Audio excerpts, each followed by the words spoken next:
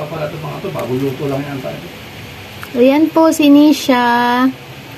Ayan, bagong panganak siya. Leap year, pinanganak ang kanyang mga babies. February 29, 2024. Ayan po.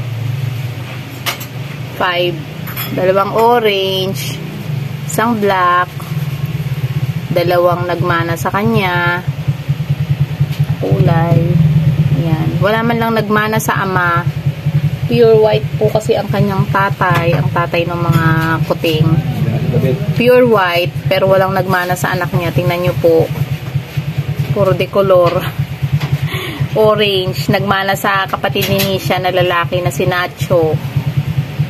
Ayan. Yung mga anak niya nagmana sa kapatid niya. Pero ang tatay po ng mga kuting ay pure white. Ayan po. Ayan po si Nisha. Exo Persian po siya. Ang mother ni Nisha ay Exo Persian short hair.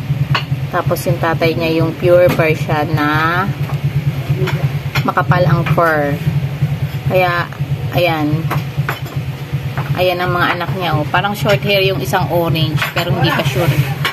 Masyadong kita. Ayan. Kapapanganak lang yan guys. Ngayong araw. Feb 29. Ayan. Oh. Bali 5 yung anak niya. Ayan. Nisha.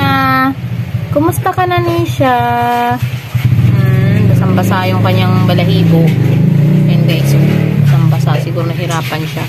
Yung kanyang inunan, hindi na niya kinain yung isa. Kaya itatapon ko na lang yan. Ayan.